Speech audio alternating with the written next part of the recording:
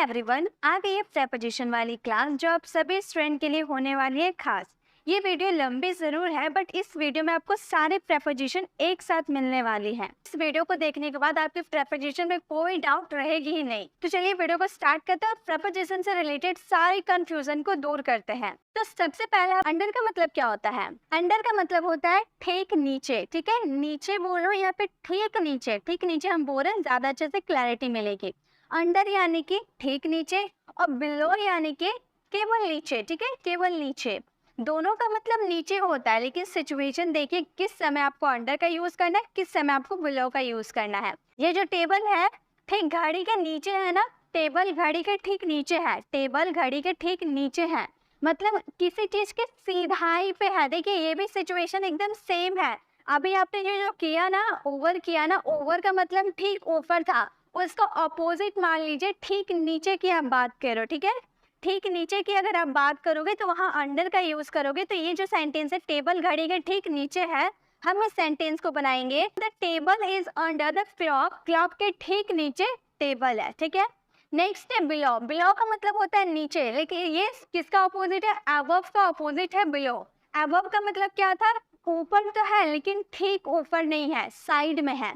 उसी तरह से ये भी है, ये ठीक नीचे नहीं है। देखिए नीचे है, घड़ी से नीचे है आपका टेबल, लेकिन एकदम सीधाई में नहीं है। ये तो साइड में, सीधा में तो यहाँ पे रहता, लेकिन ये साइड में है ना। तो इस सिचुएशन में आपको बिलो का यूज करना है। टेबल घड़ी के केवल नीचे है लेकिन ठीक नीचे नहीं है। तो इस सेंटेंस को आप बनाओगे the table is below the clock. हमारा सेंटेंस क्या फ्रेम हुआ? The table is below the clock. जो टेबल है वो घड़ी के ठीक नीचे है। तो ये आपको डिफरेंस समझ में आ गया अंडर और बिलो का। जब ठीक नीचे रहेगा यानी कि अंडर, और जब नीचे तो है लेकिन ठीक नीचे नहीं, केवल नीचे है, साइड में भी हो सकता है लेकिन नीचे है, तो उस सिचुएशन में बिलो का यूज करना है। और आगे मैं समझाने वाली हूँ कंपैरिजन के साथ। इसका बहुत ही जगह अंडर का यूज बहुत तरह के सेंटेंसेस में किया जाता है और बिलो का भी यूज बहुत तरह के सेंटेंसेस में किया जाता है। मैं आपको सभी एक्सप्लेन करने वाली हूँ। आगे हम चलते हैं और भी अच्छे से समझते हैं। ठीक है, चलिए अब आगे देखते हैं कि आगे हमारा कौन सा प्रेपोजिशन है। नेक्स्ट प्रेपोजिशन है हमारा ऑन। ऑन का यूज हम कहाँ करेंगे? देखिए ऑन का मतलब क्या होता है, मैंने आपको बहुत बार ये समझाया। डेली यूज सेंटेंसेस में भी मैं आपको ये समझाती हूँ, ग्रामर रूल में भी मैं आपको ये समझाती हूँ कि ऑन का यूज कहाँ किया जाता है। जब कोई चीज किसी सरफेस से चिपकी हुई रहती है तो उस सिचुएशन में ऑन का यूज किया जाता है। यहाँ आप टेबल देख रहे हैं, टेबल से ये जो फ्लावर पॉट है, ये जो वॉल्स है, ये किससे टच है? टेबल से टच है ना। फ्लावर पॉट जो है वो टेबल से ठीक टच किए हुए रखा हुआ है। तो जब कोई चीज सरफेस से टच किए हुए रखी होती है तो वहां पे हम ऑन का यूज करते हैं। तो यहाँ पर है फूलदान टेबल पर रखा हुआ है। फूलदान टेबल पे रखा हुआ है, तो फूलदान टेबल को टच किए हुए है ना। तो इस सिचुएशन में आप बोलोगे the wall is on the table. On the table यानी कि टेबल पे रखा हुआ है, टेबल से चिपकी हुई है। अगर यहाँ पे कप रहता, टेबल के ऊपर यहाँ पर एक कप रहता, चाय का कप रहता, तो हम इस सिचुएशन में क्या बोलते? That cup is on the table. That cup is on the table. Cup जो है टेबल पे रखा हुआ है, टेबल से चिपका हुआ है। अगर यहीं पर आपका कोई पेन रखा होता, यहाँ पेन रखा होता, तो हम क्या बोलते? The pen is on the table. अगर यहीं पर आपका बुक रखा होता तो इस सिचुएशन में हम क्या बोलते? The book is on the table. तो ऑन का यूज किस सिचुएशन में किया जाता है? जब कोई चीज सरफेस से चिपकी हुई रहती है तो वहां पे हम ऑन का यूज करते हैं। तो क्या केवल हम थिंग्स के साथ ही ऑन का यूज करेंगे? जब कोई चीज कोई थिंग्स के साथ चिपकी हुई रहती है तभी हम ऑन का यूज करेंगे? नहीं, सिर्फ थिंग्स के साथ नहीं। अगर देखिए यहाँ पर ये एक लड़का है, ये भी तो चेयर से चिपका हुआ है, चेयर पे बैठा हुआ, तो वो भी तो चेयर से चिपका हुआ है, चेयर को टच किए हुआ है। तो यहाँ भी आप ऑन का यूज कर सकते हैं। सिर्फ नॉन लिविंग थिंग्स के साथ ऑन का यूज कीजिएगा, ये मत समझिएगा आप लिविंग थिंग्स के साथ भी ऑन का यूज कर सकते हैं। ठीक है, तो यहाँ पे है रोहन कुर्सी के ऊपर बैठा हुआ है। पर देखिए पर के सिचुएशन में हम ऑन का यूज किए, ऊपर के सिचुएशन में भी ऑन का यूज कर सकते हैं। क्योंकि आप क्या बोल रहे हैं? रोहन कुर्सी के ऊपर बैठा हुआ है, मतलब कुर्सी से वो चिपका हुआ है, कुर्सी सरफेस है, सरफेस को टच किए हुआ है, यानी कि वहाँ ऑन का यूज करेंगे। हम बोलेंगे रोहन, हमारा सब्जेक्ट रोहन है, रोहन बैठा हुआ है ना, हम बोलेंगे Rohan is sitting on the table. Rohan is sitting on the table. Rohan जो है कुर्सी से, ऑन द टेबल या फिर ऑन द चेयर, रोहन कुर्सी के ऊपर बैठा हुआ है। तो आपको ये समझ में आ गया कि ऑन का यूज कहाँ करना है। जब कोई चीज सरफेस से चिपकी हुई रहती है उस सिचुएशन में हम ऑन का यूज करते हैं। ऑन का और भी यूज किया जाता है, किस किस कंडीशन में यूज किया जाता है, चलिए मैं आपको सारी कंडीशन बताती हूँ। ऑन का यूज तो पहले हम लोगों ने कंडीशन देख लिया कि कोई चीज सरफेस से अगर चिपकी हुई रहती है तो वहां पे हम ऑन का यूज कर देते हैं। लेकिन और कौन कौन से सिचुएशन में हम ऑन का यूज कर सकते हैं। तो गाइस, अगर आप डे, डेट या ओकेजन की बात करते हो, डे यानी कि Monday, Tuesday, Wednesday, Thursday, Friday, जब आप इसकी बात करते हो तो वहाँ पे आप ऑन का यूज कर सकते हो। डेट की अगर बात करते हो, जैसे 2012, 2022, अगर डेट की आप बात करोगे तो वहाँ ऑन का यूज कर सकते हो। अगर ओकेजन, ओकेजन यानी कि जैसे कि किसी का बर्थडे हो गया, एनिवर्सरी हो गया, कोई ओकेजन हो तो वहाँ पे आप ऑन का यूज कर सकते हो। तो जैसे कि अगर आपको ऑन का यूज करना हो, अगर आपको बोलना हो कि वह संडे को जाएगा, वो संडे को जाएगा, मान लो कोई कहीं जाने वाला था तो आप बोलो कि वो संडे को जाएगा, तो उस सिचुएशन में आप बोल सकते हो he will go on Sunday, he will go on Sunday, वो संडे को जाएगा। अगर आप ओकेजन की बात करते हो कि उसने मेरे जन्मदिन पर मुझे एक गिफ्ट दिया, उसने मेरे जन्मदिन पर मुझे एक गिफ्ट दिया, तो आप बोलोगे he gave me a present on my birthday, he gave me a present on my birthday, उससे मेरे बर्थडे पर मुझे एक गिफ्ट दिया। ठीक है, तो इस तरह से आप ऑन का यूज कर सकते हो डे, डेट और ओकेजन के लिए। और भी ऑन के यूजेस है, जैसे कि अगर आपको राइट या लेफ्ट बोलना हो वहाँ पे आप ऑन का यूज कर सकते हो। जैसे कि अगर आपको बोलना हो कि मेरी बाईं ओर बैठ जाओ, मेरी बाईं ओर बैठ जाओ, तो आप बोलोगे seat on my left side, मेरे लेफ्ट साइड बैठ जाओ, seat on my left side, या फिर seat on my right side, मेरे दाईं ओर बैठ जाओ।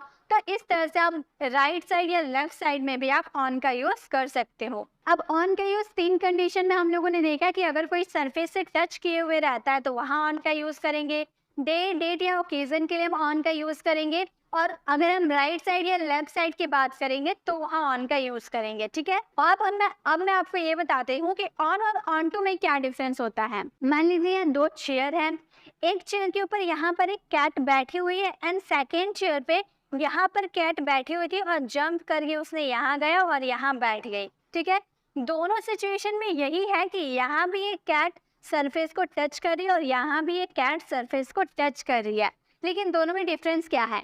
डिफरेंस यह है कि ऑन में आपका ये जो कैट है ना, पहले से ही सरफेस पे चिपकी हुई है, इसने कोई मूवमेंट नहीं किया है। ठीक है, ये जो कैट है वो सरफेस से चिपकी हुई है लेकिन उसने कोई मूवमेंट नहीं किया है, तो यहाँ पे आप ऑन का यूज कीजिएगा। ठीक है, तो इस सिचुएशन में आप बोलोगे the cat is sitting on the table, the cat is sitting on the table, मतलब जो कैट है वो टेबल पे बैठी हुई है लेकिन वो मूवमेंट नहीं की है, पहले से वो बैठी हुई है। सेकेंड सेंटेंस में कैट पहले यहाँ थी, फिर उसने मूवमेंट किया, जंप किया और यहाँ जाकर बैठ गई, तो वो मूवमेंट करके जाके सरफेस को टच की है। तो जब भी आप किसी चीज़ पे मूवमेंट करोगे और जाके सरफेस को टच करोगे, उस सिचुएशन में आप ऑन टू का यूज़ करोगे। आप बोलोगे the cat jumped onto the table, the cat jumped onto the table, जो कैट है वो टेबल के ऊपर कूदी। ठीक है, दोनों का मतलब ऊपर है, यहाँ भी कैट ऊपर में बैठी हुई है, यहाँ भी कैट ऊपर में है, लेकिन दोनों सिचुएशन अलग है। यहाँ पे कोई मूवमेंट नहीं हुआ है और ऑन टू में मूवमेंट हुआ है, तो ये आपको समझना है। ठीक है, आई होप आपको समझ में आ गए। चलिए अब नेक्स्ट देखते हैं। ऑन हमें अच्छे से क्लियर हो गया, चलिए नेक्स्ट प्रेपोजिशन को देखते हैं। अब हम बात करेंगे अप एंड डाउन। अप का मतलब होता है ऊपर एंड डाउन का मतलब होता है नीचे।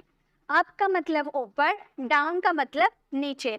जैसे अगर हम किसी चीज के ऊपर होने की बात करते हैं तो अप का यूज करते हैं, और किसी चीज के नीचे होने की बात करते हैं तो वहाँ डाउन का यूज करते हैं। ठीक है, यही तो हम करते हैं। अगर हमें किसी को बोलना हो कि सीढ़ियों से ऊपर जाओ तो हम बोलेंगे गो अप स्टेयर्स। अगर हम बोले सीढ़ियों से नीचे आओ, कम डाउन स्टेयर्स।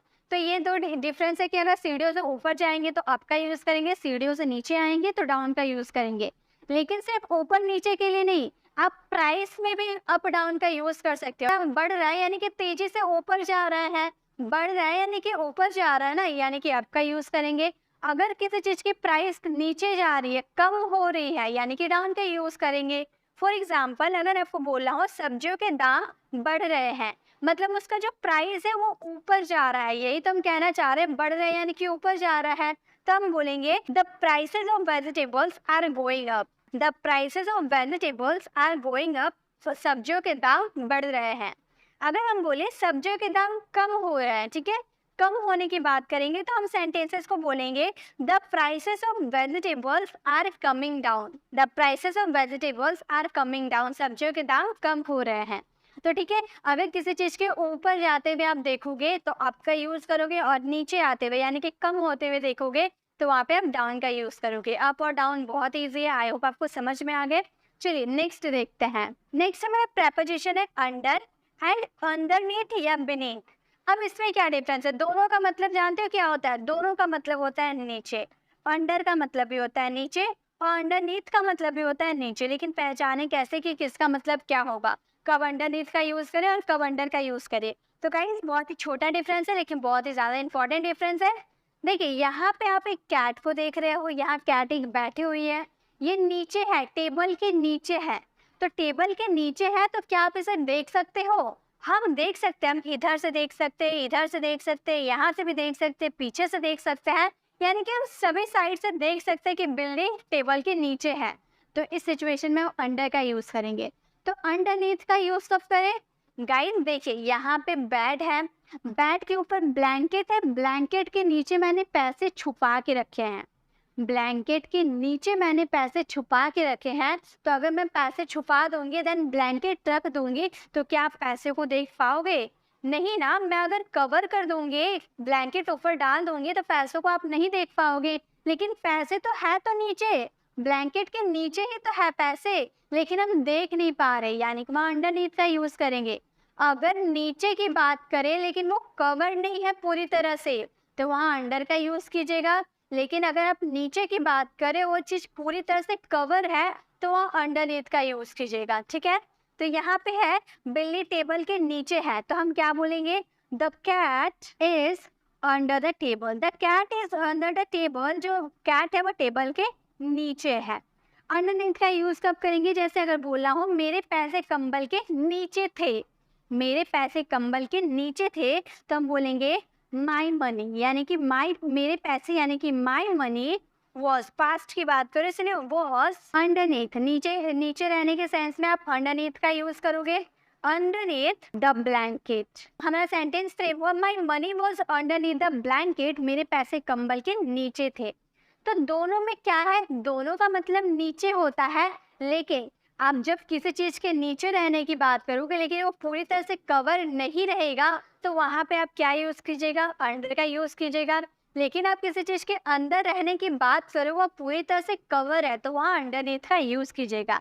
गाइस अगर आपको इसकी प्रैक्टिस क्लास चाहिए, ऐसे ही आप बहुत सारे सेंटेंसेस को खुद से फ्रेम करना चाहते हो, प्रैक्टिस वाली क्लास चाहिए तो आप कमेंट सेक्शन में मुझसे बोल सकते हैं कि मैम इसकी प्रैक्टिस वाली क्लास भी चाहिए। अगर आप मुझे कमेंट बॉक्स में पूछते हैं, बोलते हैं इसकी प्रैक्टिस वाली क्लास करवाने को, तो ही मैं इसकी प्रैक्टिस वाली क्लास करवाऊंगी, वरना नहीं करवाऊंगी।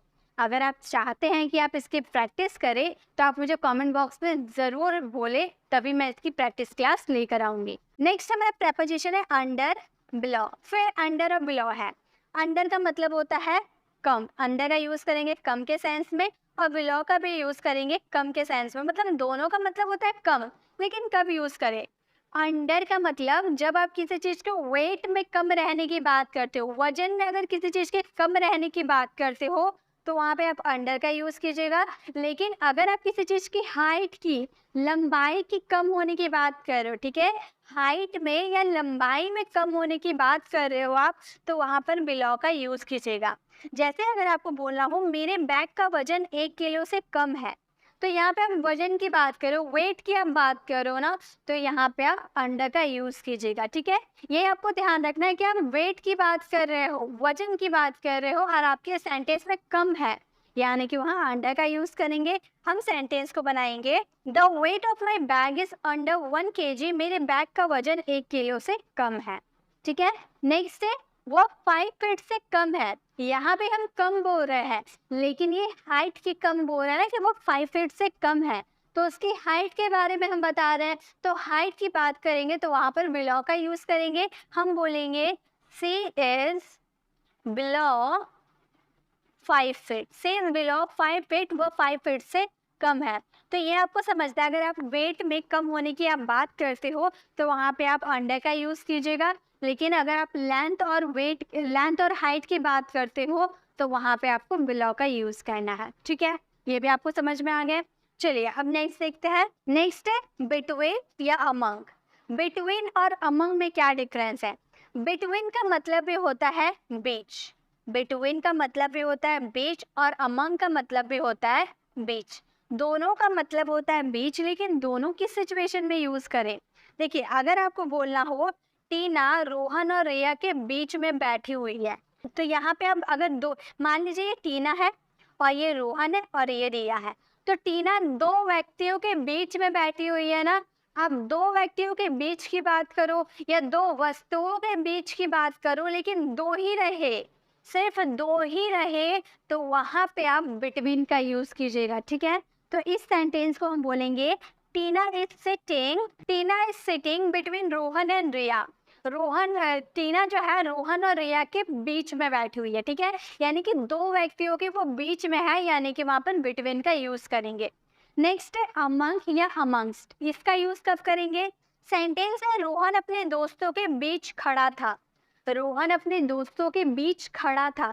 मान लीजिए रोहन है, ठीक है, रोहन के यहाँ 4 दोस्त है।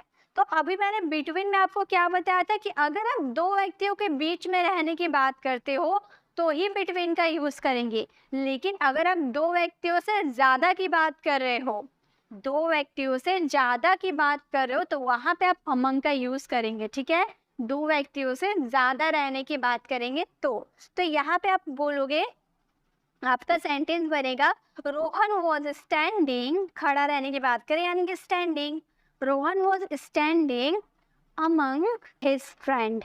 हमारा सेंटेंस बन गया Rohan was standing among his friend या अमंगस्ट हिज फ्रेंड। रोहन अपने दोस्तों के बीच में खड़ा था। तो दो व्यक्तियों के बीच की अगर आप बात करते हो तो वहाँ बिटवीन का यूज कीजिएगा, लेकिन दो व्यक्तियों से ज्यादा की आप बात करो तो वहाँ पे आप अमंग या अमंगस्ट का यूज कीजिएगा। ठीक है, आई होप आपको ये भी समझ में आ गया बिटवीन और अमंग में क्या डिफरेंस है। चलिए अब इसी के साथ नेक्स्ट आइटम देखते हैं। नेक्स्ट हमारा प्रेपोजिशन है इन, एट और ऑन। तीनों का में बहुत ज़्यादा कंफ्यूजन होती है क्योंकि तीनों का हम यूज़ पर या मे के सेंस में करते हैं। आप इन का भी यूज़ पर या मे के सेंस में कर सकते हैं, एट का भी यूज़ पर या मे के सेंस में कर सकते हैं, और ऑन का यूज़ पर या मे के सेंस में कर सकते हैं। लेकिन ये कंफ्यूजन है कि इन का यूज़ कहाँ करें, एट का यूज़ कहाँ करें और ऑन का यूज़ कहाँ करें। बहुत ही ज़्यादा कंफ्यूजन होती है स्टूडेंट को समझने में। तो अगर आप मेरी बातों को ध्यान से सुनते हैं, समझते हैं, तो आपको आज के बाद कंफ्यूजन कभी नहीं होगी। फर्स्ट, अगर हमें बोलना हो टीना ऑफिस में काम करती है, टीना ऑफिस में काम करती है, या मे की बात किए तो क्या यूज करें? इन, एट, ऑन। क्या यूज करें? तीनों का मतलब है तो मैं होता है, तो किसका यूज करें? तो गाइस आप ध्यान दीजिए, टीना ऑफिस में काम करती है मतलब ऑफिस के अंदर की आप बात करो ना, ऑफिस के अंदर काम करती है, ऑफिस के बाहर तो काम नहीं करती है, ऑफिस के अंदर काम करती है, ऐसा हम बात कहने की कोशिश कर रहे हैं। तो टीना ऑफिस में काम करती है यानी कि ऑफिस के अंदर की आप बात कर रहे हो, तो जब भी आप किसी चीज के अंदर की बात करोगे और उसमें मे का सेंस आएगा, यानी कि उसमें आपको इन का यूज करना है। ठीक है, टीना ऑफिस में काम करती है, इस सेंटेंस को अगर आप बनाने जाओ तो आप बोलोगे करते हैं, यानी कि हमारा प्रेजेंट इंडेफिनिट का सेंटेंस है। हम बोलेंगे टीना वर्क्स, वर्ब का fifth form, works in the office. In the office, Tina office में काम करती है, तो ऑफिस के अंदर काम करती है ना, इसलिए जब भी हम ये बोलते हैं ना कि पापा ऑफिस में है, यानी कि ऑफिस के अंदर रहते हैं, तो हम उस समय क्या बोलते हैं? पापा इज इन द ऑफिस, पापा इज इन द ऑफिस, पापा ऑफिस में है, पापा को ऑफिस में होना चाहिए, पापा should be in the office, पापा ऑफिस में हो सकता है, पापा can be in the office. तो इन द ऑफिस हम क्यों बोलते हैं? क्योंकि ऑफिस के अंदर रहने की हम बात करते हैं, इसीलिए हम इन का यूज करते हैं। अगर स्कूल के अंदर आप है तो वहाँ पर आप इन का यूज कर सकते हैं, यानी कि आप किसी चीज के अंदर हैं तो वहाँ पे हम इन का यूज करेंगे। ठीक है, अब बात करते हैं एट। एट का यूज हम किस तरह के सेंटेंसेस में कर सकते हैं? जैसे कि रोहन उस दुकान पर खड़ा है, पर के सेंस में हम तीनों का यूज कर सकते हैं, लेकिन हम लोकेशन और पॉइंट की बात करें, देखिए दुकान पर, ये रोहन है, रोहन दुकान पर खड़ा है, तो क्या दुकान के ऊपर चढ़ के वो खड़ा है या दुकान के अंदर खड़ा है? नहीं, ये एक पॉइंट, एक जगह पे खड़ा है, दुकान है वहां पर एक जगह है, वहां वो खड़ा है। ये बात आप लोकेशन और पॉइंट की बात कर रहे हो, यानी कि इसमें एंड का यूज होगा जब आप किसी पॉइंट की बात करोगे। जब आप किसी पॉइंट की बात करोगे, एक पॉइंट की बात करोगे, तो वहां एट का यूज करेंगे। तो ये दुकान पर खड़ा है, इसका मतलब ये नहीं कि वो दुकान के ऊपर खड़ा है या दुकान के अंदर खड़ा है, ऐसा हम नहीं बोल रहे। हम दुकान पर खड़ा है यानी कि दुकान के पास एक जगह है, वहां पर खड़ा है, ऐसा सेंटेंस आप बोलना चाहते हैं। तो जब भी आप लोकेशन की बात करें, मान लो आप मुझसे मिलने आए हैं, आप गेट पर खड़ा है, तो गेट पर खड़ा है मैंने ये बोला, तो क्या गेट के ऊपर चढ़ के आप खड़े हैं? नहीं, गेट एक जगह है, वहां पर एक पॉइंट है, वहीं पर आप खड़े हैं, ठीक है। लोकेशन ऑफ पॉइंट की बात करें तो वहां पे हम एट का यूज करेंगे जब एक फिक्स लोकेशन की हम बात करेंगे, ठीक है। अंदर रहने की बात नहीं करें, ना उसके ऊपर रहने की बात करें, हम एक लोकेशन की बात करें कि गेट पर खड़ा है या फिर शॉप पर खड़ा है, ठीक है। तो उस सिचुएशन में आप एट का यूज करेंगे। हम इस सेंटेंस को बनाएंगे, रोहन खड़ा है, यानी कि रोहन वॉज स्टैंडिंग। पास्ट की हम बात करें इसलिए वॉज का यूज किया, standing at that shop. Shop के बाहर एक जगह है, वहां पर खड़ा रहने की आप बात करो, यानी कि वहां पे आप एट का यूज करेंगे, ठीक है। एट भी आपको समझ में आ गया। अभी इन एट इसके और भी मीनिंग होते हैं, वो भी आपको समझना है, ठीक है। नेक्स्ट है ऑन। ऑन का यूज कहाँ करेगा? इसमें हम लोगों ने ऑन के पहले ही बहुत सारे यूजेस कर रखे हैं। ऑन का यूज जब कोई चीज सरफेस से टच रहती है तब वहाँ ऑन का यूज करते हैं। डे, डेट, ओकेजन के लिए हम ऑन का यूज करते हैं। राइट साइड या लेफ्ट साइड बोलने के लिए भी हम ऑन का यूज करते हैं। और हम इसमें भी ऑन का यूज करते हैं, क्या है समझिए। जैसे ईशान छत पर खड़ा था, ईशान छत पर खड़ा था यानी कि छत के ऊपर खड़ा था, हम ये बोल रहे हैं। तो वो छत को टच किए हुए खड़ा था ना, अब छत के ऊपर उड़ उड़ के तो नहीं खड़ा था, ऐसा हम नहीं बोल रहे ना। तो छत को वो टच किए हुए था, इसीलिए वहां पे ऑन का यूज करेंगे। हम लोगों ने स्टार्टिंग में ही तो देखा उसके यूजेस कि जब कोई चीज सरफेस को टच किए हुए रहता है यानी कि ऑन का यूज करेंगे। तो हमारे सेंटेंस में छत के ऊपर खड़ा था यानी कि छत के ऊपर, छत एक सरफेस है, सरफेस को टच किए हुए वो खड़ा था, तो यहाँ ऑन का यूज करेंगे। सिंपल है, हम लोगों ने पहले ये सीखा।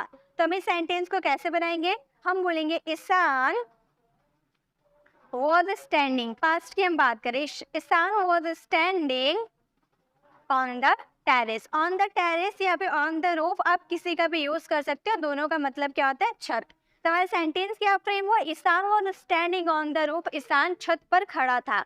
तो आपको ये पहचानना है कि जब आप एक लोकेशन और पॉइंट की बात कर रहे हो, मतलब एक लोकेशन की आप बात कर रहे हो, एक पॉइंट की आप बात कर रहे हो, तो वहां पे आपको एट का ही यूज करना है।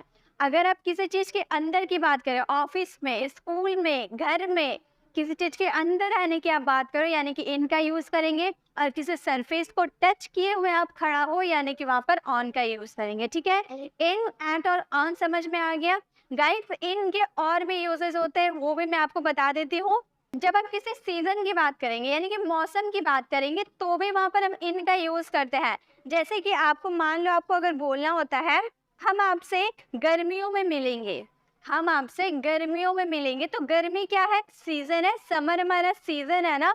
तो मैं आपसे क्या बोल रही हूँ कि हम आपसे गर्मियों में मिलेंगे, तो उस समय हम बोलेंगे we will meet in summer. We will meet in summer, हम समर सीजन में आपसे मिलेंगे, ठीक है। तो आपको अगर बोलना हो सीजन की आप बात करो, समर, विंटर, रेनी सीजन, कुछ भी आप बात करो सीजन की, तो वहाँ पे आपको इन का यूज करना है। ये आप ध्यान रखें कि आप कॉपी में लिख लीजिए, ये अलग से आपको पीडीएफ इसकी नहीं मिलेगी, ये मैं आपको वो से बता रही हूँ, आपको इसके कॉपी में नोट्स बनाना होगा, ठीक है। आप कॉपी निकालिए और अभी लिखते जाइए कि इन का यूज, एक तो हम किसी चीज के अंदर रहने की बात करेंगे, वहां तो इनका यूज करेंगे ही। साथ में जब हम किसी सीजन की बात करेंगे, मौसम की बात करेंगे, समर हो गया, विंटर हो गया, रेनी हो गया, या फिर ऑटम हो गया, स्प्रिंग हो गया, कोई सा भी सीजन की आप बात कर रहे हो, तो वहां पे आपको इन का ही यूज करना है, ध्यान रहे, ठीक है। नेक्स्ट, इन का यूज और कहाँ हम कर सकते हैं?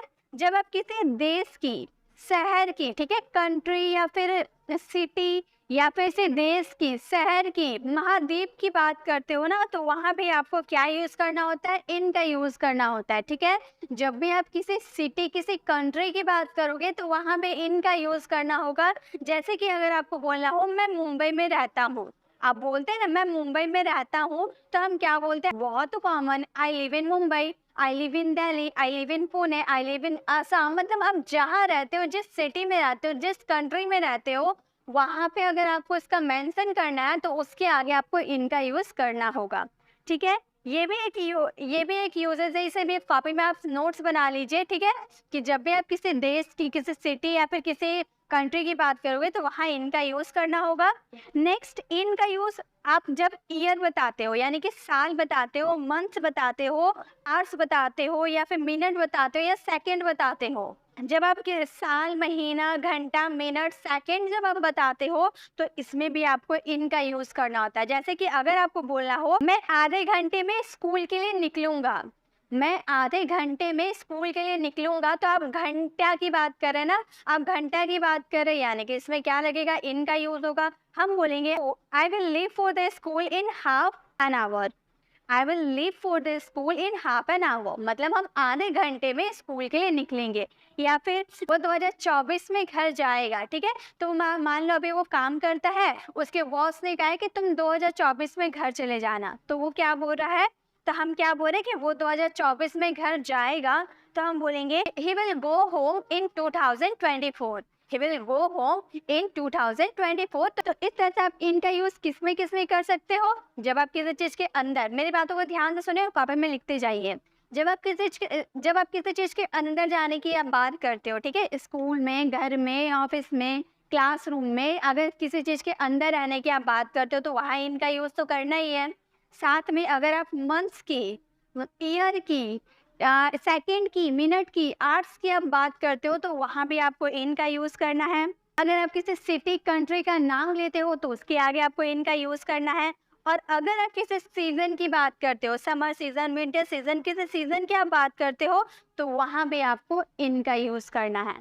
तो इनके सारे यूज़ेज़ आपको समझ में आ गए। 4 जगह हम इनका यूज़ कर सकते हैं, ठीक है। अब हम बात करते हैं, यह जो एट है ना, इसका भी हम बहुत ही जगह इस्तेमाल करते हैं। जैसे कि पहला इस्तेमाल तो हमें समझ में आ गया कि अगर कोई लोकेशन और पॉइंट की अगर बात करेंगे तो वहाँ पे हम एट का यूज़ कर देंगे। और एट का यूज़ हम कहाँ कर सकते हैं?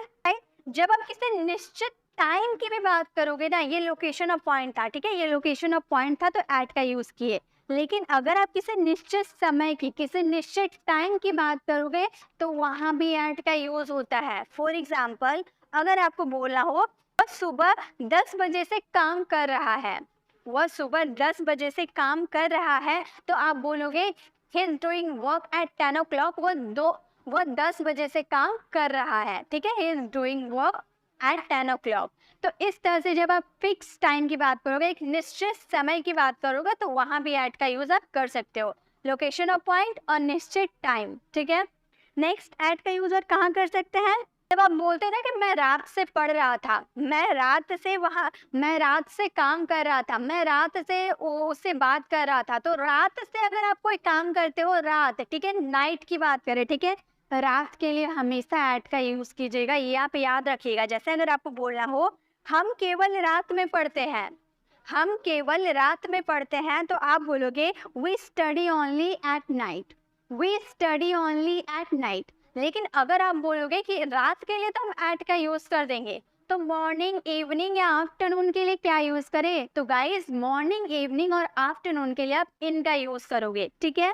जैसे अगर आपको बोलना हो वह खेलने शाम को जाएगा, वह खेलने शाम को जाएगा, तो आप बोलोगे he will go to play in the evening, he will go to play in the evening, in the morning, in the afternoon। इस तरह से आप इनका यूज़ करोगे मॉर्निंग, इवनिंग और आफ्टरनून के लिए। बट नाइट के लिए हमेशा एट का यूज़ कीजिएगा, ये आप याद रख लीजिए, ठीक है। और एट का यूज़ आप कब कर सकते हैं? जब आप किसी चीज़ की प्राइस बतानी हो, ठीक है, जब आपको किसी चीज़ की कीमत बतानी हो, मूल्य बतानी हो, तो वहाँ एट का यूज़ कर सकते हैं।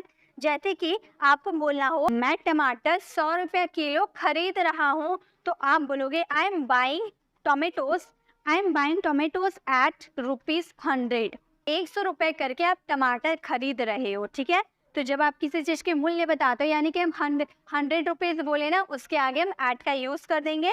Eight rupees 100, at rupees 30, at rupees 50, यानी कि मूल्य बताने के लिए भी आप एट का यूज़ कर सकते हो। और जब आप कोई फेस्टिवल के बारे में बतानी हो, जैसे कि होली हो गया, क्रिसमस हो गया, दिवाली हो गया, जो भी फेस्टिवल हुआ, उसके लिए भी आप एट का यूज़ करोगे। जैसे मैं होली पर घर आऊँगा, तो आपको बोलना हो I will come home at Holi, I will come home at Holi, मैं होली में घर आऊँगा। तो इस तरह से देखिए आप एट का यूज़ कहाँ कहाँ कर सकते हैं, लिख लीजिए कॉपी में। लोकेशन और पॉइंट की बात करेंगे तब एट का यूज़ करेंगे। जब फिक्स टाइम बताना हो, निश्चित समय बताना हो, तब एट का यूज़ करेंगे। जब हम किसी फेस्टिवल के बारे में बताएंगे कि हम होली में आएंगे, क्रिसमस में आएंगे, दिवाली में आएंगे, तो वहाँ पे हम एट का यूज़ करेंगे। प्राइस बतानी हो तो एट का यूज़ करेंगे।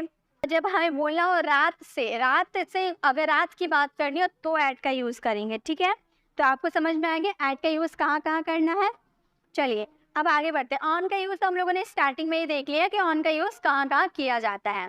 आई होप गाइस आपको सीखने में मज़ा आ रहा होगा, आपको सारे प्रेपोजिशन समझ में आ रहे होंगे। अगर आपको वीडियो अच्छी लग रही है तो प्लीज़ वीडियो को लाइक करें, क्योंकि ये वीडियो बनाने में बहुत ही मेहनत लगी है। मैंने बहुत ही मेहनत करके आप लोगों के लिए ऐसी वीडियोस बनाई हूँ, तो आप प्लीज़ लाइक करके हमें मोटिवेट कीजिए और कमेंट में ज़रूर बताइएगा कि आपको वीडियो कैसी लगी है, मेरी मेहनत आपको पसंद आई या नहीं आई। ठीक है, चलिए इसी के साथ हम आगे बढ़ते हैं और सारे प्रेपोजिशन को कवर करते हैं बिल्कुल ईजी वे में। नेक्स्ट हमारा प्रेपोजिशन है फ्रॉम। फ्रॉम का यूज़ हम कहाँ करते हैं? जनरली फ्रॉम का मतलब क्या होता है? से। किसी चीज़ हम जब किसी हिंदी सेंटेंस में से देखते हैं, उसके लिए हम फ्रॉम का यूज़ कर देते हैं।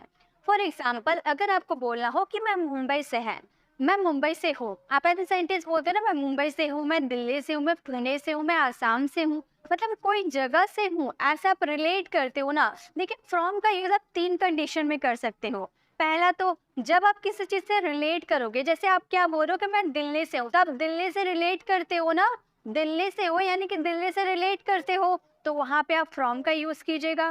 सेकंड, अगर आप किसी चीज़ से दूर जाओगे, मतलब अलग हो गए अगर आप किसी चीज़ से, तो वहाँ आप फ्रॉम का यूज़ कर सकते हैं। प्लस अगर आपको कोई बीमारी है, कोई डिसीज़ है, कैंसर हो गया, टीबी हो गया, कोई बीमारी है आपको, तो वहाँ पे आप फ्रॉम का यूज़ कर सकते हैं। ठीक है, फॉर एग्जाम्पल, अगर आपको बोलना हो मैं मुंबई से हूँ, यानी कि आप मुंबई से रिलेट करते हो, तो इस सेंटेंस को आप क्या बोलोगे? आप बोलोगे I am from Mumbai. I am from Mumbai, मैं मुंबई से हूँ, आई एम फ्रॉम मुंबई। अगर आपको बोलना हो नहीं, यहाँ पर मैं क्लास में हूँ, ऐसा सेंटेंस नहीं होगा। आपका सेंटेंस होगा मैं क्लास से जा रहा हूँ। मैं क्लास से जा रहा हूँ, मतलब आप क्लास से अलग हो रहे हैं ना। मान लीजिए आप यहाँ पढ़ाई कर रहे थे, आपने कोई बदमाशी कर दिया, तो टीचर आपको क्लास से बाहर निकाल दिए, तो क्लास से वो बाहर निकाले, तो आप क्लास को छोड़कर बाहर जा रहे हो ना, यानी कि आप किसी चीज़ से दूर जा रहे हो, क्लास से दूर जा रहे हो। तो दूर जाने के सेंस में भी हम फ्रॉम का यूज़ करेंगे। मैं क्लास से बाहर जा रहा हूँ, देखिए से आ रहा है, और आप क्लास को छोड़कर बाहर जा रहे हैं, मतलब दूर जा रहे हैं, तो वहाँ पे हम फ्रॉम का यूज़ करेंगे। हम बोलेंगे I am going from class, I am going from class, मैं क्लास से जा रहा हूँ। ठीक है, क्लास से आप अलग हो रहा है। तो जब भी आप किसी चीज़ से दूर जाएंगे, अलग होंगे, या फिर आप किसी चीज़ से रिलेट करोगे, तो वहाँ पे आपको फ्रॉम का यूज़ कर देना है। ठीक है, तो ये आपको समझ में आ गया। प्लस अगर आपको कोई डिसीज़ है, कोई बीमारी है, तो वहाँ पे भी हम क्या यूज़ करते हैं? वहाँ पे भी हम फ्रॉम का यूज़ करते हैं। फॉर एग्जाम्पल, उसके पापा कोरोना से पीड़ित है, मतलब कोरोना उनको हो गया, तो कोरोना से पीड़ित है, तो हम इस सेंटेंस को बोलेंगे his father his suffering from corona. His father is suffering from corona, मतलब कोरोना से बोल रहे हैं ना, यानी कि उसमें फ्रॉम कोरोना का यूज करेंगे। ठीक है, तो आपको समझ में आ गया। फ्रॉम का यूज हम 3 कंडीशन में करेंगे। जब हम किसी से रिलेट करेंगे तब फ्रॉम का यूज करेंगे, किसी चीज से दूर जाएंगे तो फ्रॉम का यूज करेंगे, और कोई डिसीज होगा, कोई बीमारी होगा, उसे बताने के लिए भी हम फ्रॉम का यूज करते हैं। ठीक है, चलिए नेक्स्ट देखते हैं। नेक्स्ट हमारा प्रपोजिशन है बाय। बाय का यूज हम कब करते हैं? बाय का भी मतलब होता है से। बाय का यूज हम से या तक के सेंस में करते हैं। देखिए अभी फ्रॉम का मतलब भी से था, तो वहां पे क्या कंडीशन था? अगर आप किसी चीज से रिलेट करोगे, दूर जाओगे, या कोई भी डिसीज होगा तो वहाँ पे फ्रॉम का यूज करेंगे। लेकिन बाय का यूज से के सेंस में कब करेंगे? जब आप travelling, to means of travelling की बात करोगे तो वहाँ पे आपको बाय का यूज करना है।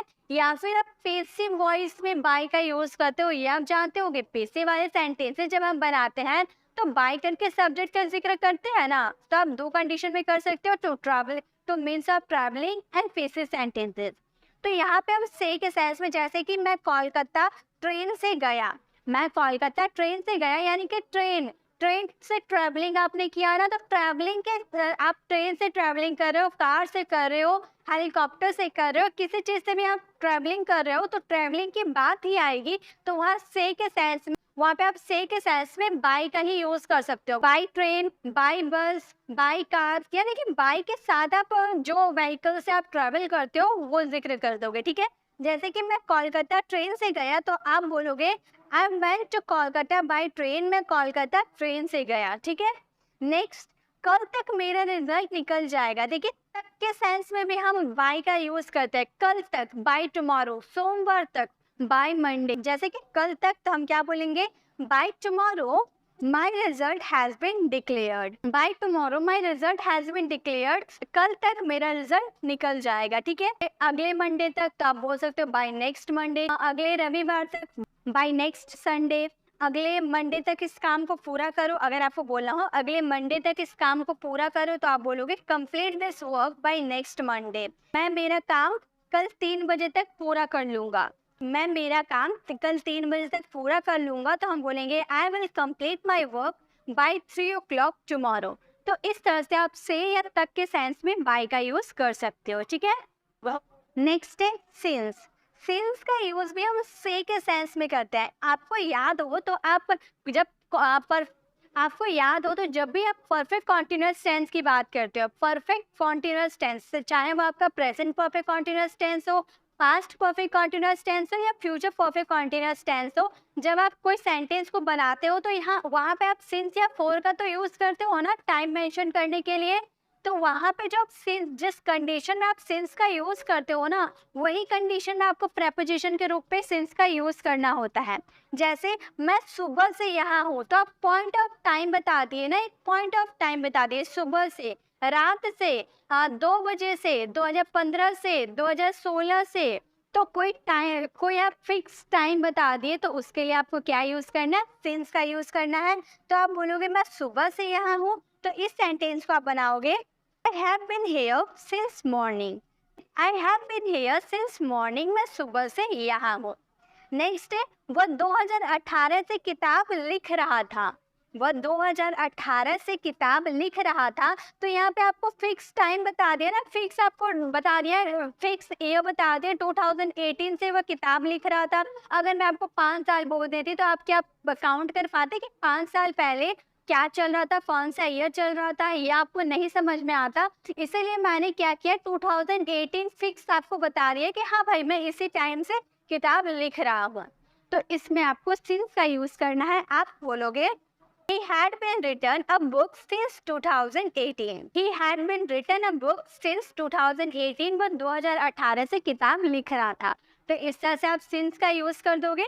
जब आप किसी पॉइंट ऑफ टाइम की आप बात करोगे तो वहाँ सिंस का यूज कर दोगे। ये समझना आप लोगों के लिए बहुत ही आसान है क्योंकि आप बहुत बार इसका यूज कर चुके हो। अगर आपको बोला हो मैंने सुबह से कुछ नहीं खाया, तो आप बोल सकते हो I have not eaten anything since morning. या फिर इस सेंटेंस को आप इस तरफ से भी बोल सकते हो, I have been eaten nothing since morning, मैंने सुबह से कुछ नहीं खाया है। ठीक है, तो आप पॉइंट ऑफ टाइम की बात करोगे तो आप सिंस का यूज कर दोगे। पॉइंट ऑफ टाइम के लिए तो हम सिंस का यूज देख लिए, लेकिन अगर हम टाइम ड्यूरेशन की बात करेंगे, तो फोर का यूज करेंगे से के सेंस में। टाइम ड्यूरेशन जैसे 3 घंटा, 5 घंटा, 2 साल। अगर ऐसे कोई आपको सेंटेंस में बोल रहा ना 3 घंटा, 2 घंटा, 6 साल, 5 साल, यानी कि वो आपको फिक्स टाइम नहीं बताया कि 2015 से वो किताब लिख रहा है या फिर 2016 से वो किताब लिख रहा है। वो सिर्फ इतना बोला कि वो 3 साल से किताब लिख रहा है। तो 3 साल पहले कौन सा ईयर चल रहा था ये आप काउंट नहीं कर पाओगे, इसलिए वहाँ फोर का यूज करेंगे। ठीक है, जैसे कि हमारा सेंटेंस है मैं 3 घंटे से यहाँ हूँ। ये लड़की बोले कि मैं 3 घंटे से यहाँ हूँ। अब 3 घंटे पहले कितने बज रहे थे? मुझे नहीं पता 3 घंटे पहले कितने बज रहे थे।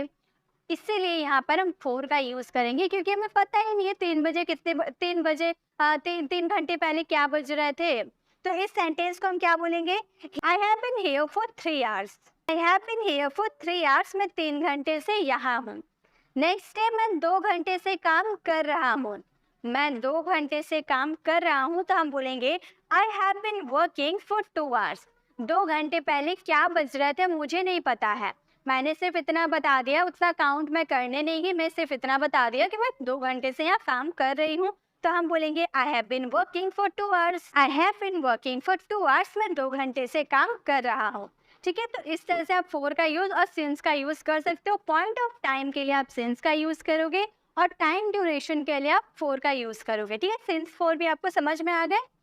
ऑफ का भी यूज हम से के सेंस में करते हैं। ठीक है, ऑफ का भी यूज से के सेंस में करेंगे जब आप किसी चीज से दूर जाओगे। ठीक है, जब आप किसी चीज से दूर जाओगे तो वहां ऑफ का यूज कर सकते हो, ओ डबल एफ ऑफ। ठीक है, देखिए हम लोगों ने फ्रॉम का भी यूज किया था ना, जब हम किसी चीज से दूर जाएंगे, क्लास से बाहर जाना, स्कूल से बाहर जाना या फिर घर से बाहर जाना, तो मतलब किसी चीज से दूर जाने के सेंस में हम फ्रॉम का यूज करते हैं। प्लस आप फ्रॉम को रिप्लेस करके ऑफ का भी वहाँ यूज कर सकते हो जब आप किसी चीज से दूर जाओगे। फॉर एग्जाम्पल, वो स्कूल से गया, मतलब स्कूल से गया तो स्कूल जो प्लेस था उसको वो छोड़कर दूसरी जगह गया ना, यानी कि वो उससे दूर चला गया। तो दूर जाने के सेंस में हम ऑफ का यूज भी कर सकते हैं, फ्रॉम का भी यूज कर सकते हैं। तो यहाँ ऑफ का यूज देख रहे हैं तो हम इस सेंटेंस को बोलेंगे he went of the school. He went from the school भी आप बोल सकते हो, he went of the school भी बोल सकते हो। He went of the school, वह स्कूल से गया। नेक्स्ट है वो क्लास से गया, यानी कि क्लास जो जगह था उसको छोड़कर वो चला गया। तो इस सेंटेंस को हम बोलेंगे he went of the class. Next है विद। विद का यूज हम 2 तरह के सेंटेंस में कर सकते हो। अगर आपके सेंटेंस में से आ रहा है तो वहां पे आप विद का यूज कर सकते हो। अगर साथ आ रहा है, के साथ ऐसे बोलते हैं ना, इस सेंटेंस में भी आप विद का यूज कर सकते हो। जैसे कि मैं सब्जियों को चाकू से काटता हूँ, यहाँ पर से आ रहा है ना, आपका यहाँ से आ रहा है ना। तो जब अब आप बोलोगे कि से के लिए हम लोगों ने फ्रॉम देखा, बाय देखा, ऑफ देखा, इन देखा, फोर देखा, लेकिन उन सब में समझ में आता ना फ्रॉम का यूज रिलेट करेगा तब, बाय का use to means of travelling, since का use point of time, for का use duration of time, of का यूज जब हम किसी चीज से दूर जाएंगे तब। लेकिन विद का यूज कहाँ करेंगे? से के सेंस में जब आप किसी टूल्स की बात करोगे, यानी कि किसी टूल्स, हथियार, जैसे चाकू हो गया ना आपका टूल्स है ना ये, और टूल्स की बात करोगे तो वहां पे आपको विद का यूज करना है, ये आप ध्यान रहे। ठीक है, जब आप किसी टूल्स की बात करोगे तो वहां विद का यूज करोगे। जैसे मैं सब्जियों को चाकू से काटता हूँ, चाकू आपका टूल्स हो गया ना, चाकू से काटते हैं, तो आप बोलोगे I chop vegetables with knife. I chop vegetables with knife, मैं सब्जियों को चाकू से काटता हूँ। नेक्स्ट, उसने पेड़ कुल्हाड़ी से काटा, तो कुल्हाड़ी में हमारा क्या हो गया? टूल्स हो गया ना, तो टूल्स की बात करेंगे तो विद का यूज करेंगे। हम बोलेंगे he cut trees with axe। he cut tree with axe। cut tree with axe। उसने पेड़ को कुल्हाड़ी से काटा। ठीक है, तो अगर किसी टूल्स की बात करोगे और उसमें से आ रहा है यानी कि विद का यूज करना है, एकदम सिंपल। ठीक है, अगर आप के साथ के सेंस में बोलना चाहते हो, जैसे तो जब आप किसी टूल्स इक्विपमेंट की बात करोगे तो वहां पे आपको क्या यूज करना है? विद का यूज करना है। और साथ के सेंस में तो आपको पता ही है कि वहाँ विद का यूज किया जाता है, मैं तुम्हारे साथ हूँ, आई एम विद यू। ठीक है, इस तरह से आप विद का यूज कर सकते हैं। नेक्स्ट प्रेपोजिशन को देखते हैं। नेक्स्ट प्रेपोजिशन है हमारा थ्रू। थ्रू का यूज हम कहाँ करेंगे? थ्रू का भी यूज करते हैं से के सेंस में, से या फिर द्वारा के सेंस में आप थ्रू का यूज करते हैं। फॉर एग्जाम्पल के थ्रू समझते हैं। जैसे गेंद खिड़की से बाहर चली गई, मतलब खिड़की से होते हुए चली गई ना बाहर। मान लो आप अपने भाई के साथ खेल रहे थे, रूम के अंदर आप अपने भाई के साथ फुटबॉल खेल रहे थे। ठीक है, तो फुटबॉल आपने जोर से मारा तो खिड़की को तोड़ते हुए फुटबॉल बाहर चल गया, तो खिड़की से होते हुए गया ना, तो किसी चीज़ से होते हुए अगर आप जाओगे या फिर कोई चीज़ आपका होते हुए किसी चीज़ से जाएगा तो वहाँ पे आपको थ्रू का यूज़ करना है। ये आप हमेशा याद रखिएगा। जब आप किसी चीज़ से होते हुए इनक्लोज्ड एरिया, खिड़की क्या है? एक इनक्लोज्ड एरिया, एक बंद एरिया है ना। एक बंद एरिया से उधर जाने, मतलब इस पार से उस पार जाने के इस पार से उस पार जाने के लिए आपको वहाँ थ्रू का यूज़ करना होगा। तो गेंद खिड़की से बाहर चली गई, आप बोलोगे the ball went through the window. The ball went through the window, मैं गेंद खिड़की से बाहर चली गई, मतलब खिड़की से होते हुए वो बाहर चली गई। ठीक है। नेक्स्ट है कार सुरंग से निकल गई। मान लो ये सुरंग है, टनल है। ठीक है। टनल तो बंद होता है, इनक्लोज होता है। टनल तो इनक्लोज होता है, तो इनक्लोज्ड एरिया से इस पार से उस पार जाने यानी कि थ्रू का यूज़ करेंगे। मैंने यही तो बताया कि जब भी आप किसी इनक्लोज्ड एरिया से इस पार से उस पार जाते हो तो वहाँ पे आपको थ्रू का यूज़ करना है। तो कार सुरंग से निकल गई, आप बोलोगे the car went through the tunnel. The car went through the tunnel, car जो है वो टनल से होते हुए चली गई। तो आपको यही समझना है, जब कोई चीज़ किसी चीज़ से होते हुए चली जाती है ना, मतलब एक इनक्लोज्ड एरिया से इस पार से उस पार तक चली जाती है। मान लो यहाँ पर एक पाइप है। ठीक है। ये एक पाइप है, एक बच्चा यहाँ छोटा बच्चा है, ये बच्चा यहाँ से इस पार अंदर से होते हुए इधर चला गया, मतलब वो इस पार से इस पार चला गया ना। एक इनक्लोज्ड एरिया, ये पाइप क्या है? एक इनक्लोज्ड एरिया है। इनक्लोज्ड एरिया से इस पार से उस पार चला गया, यानी कि यहाँ पे थ्रू का यूज करना है, ये आपको समझना है। ठीक है। आपके हिंदी वाले सेंटेंस में भले ही से आए, लेकिन अगर आप किसी इनक्लोज्ड एरिया से इस पार से उस पार जाते हो यानी कि आपको वहाँ थ्रू का यूज करना है। आई होप आपको सभी समझ में आ गए। आई होप आपको ये भी समझ में आ गई कि थ्रू का यूज किस में करना है। हमारा नेक्स्ट प्रेपोजिशन है ago and before. Ago means क्या होता है, बिफोर मीन्स क्या होता है? तो गाइस अगो का मतलब भी होता है पहले और बिफोर का मतलब भी होता है पहले, लेकिन दोनों की सिचुएशन में यूज़ करें। एगो का यूज़ हम कब करते हैं और बिफोर का यूज़ हम कब करते हैं? ज़्यादातर हम पहले के सेंस में बिफोर का यूज़ करते हैं, लेकिन अगर हम ग्रामर रूल के हिसाब से यूज़ करें तो एगो का अलग जगह यूज़ किया जाता है और बिफोर का अलग जगह यूज़ किया जाता है। एगो कहाँ यूज़ किया जाता है? जैसे कि आप प्रेजेंट से पहले की अगर बात करते हो तो वहाँ एगो का यूज़ किया जाता है। फॉर एग्जाम्पल, वह मुझे 10 मिनट पहले कॉल कर रहा था। तो आप प्रेजेंट से 10 मिनट पहले वो कॉल कर रहा था, ये आप बात बोल रहे हैं ना। तो प्रेजेंट से पहले की अगर आप बात करोगे तो वहाँ पे आपको एगो का यूज़ करना है। लेकिन बिफोर का यूज़ कब करना है? तो गाइस बिफोर का हम यूज़ करेंगे अगर आप पास्ट या फ्यूचर से पहले की बात बोल रहे हो। ठीक है। अगर आप पास्ट या फ्यूचर के पहले की बात कर रहे हो, पास्ट में आप 10 मिनट पहले की बात कर रहे हो या फिर फ्यूचर से 10 मिनट पहले की आप बात कर रहे हो, तो वहाँ पे आपको बिफोर का यूज़ करना है। लेकिन अगर आप प्रेजेंट से पहले की अगर बात करते हो तो वहाँ पे आप हमेशा एगो का यूज़ कीजिएगा। यही ग्रामर का रूल होते हैं। ठीक है।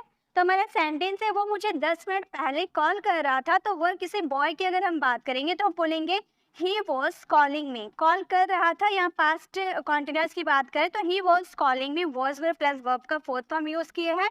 कब? कितने मिनट पहले? 10 मिनट पहले। तो हमारा सेंटेंस होगा 10 मिनट्स।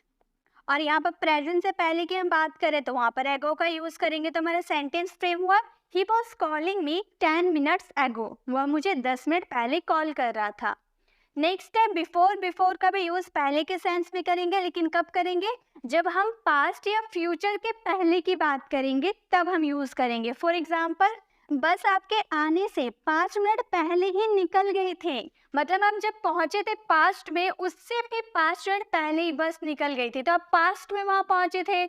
प्रेजेंट में मैं बोल रही हूँ कि आपके वहां पहुंचने से, यानी कि आप जब पहुंचे पास्ट में उससे भी पहले बस निकल गई थी। तो पास्ट से पहले की आप बात बोल रहे हो यानी कि बिफोर का यूज करोगे, तो हमारा सेंटेंस बनेगा द बस निकल गई थी। हैड लेफ्ट का यूज करेंगे, निकल गई थी यानी कि लेव का थर्ड फॉर्म लेफ्ट होता है।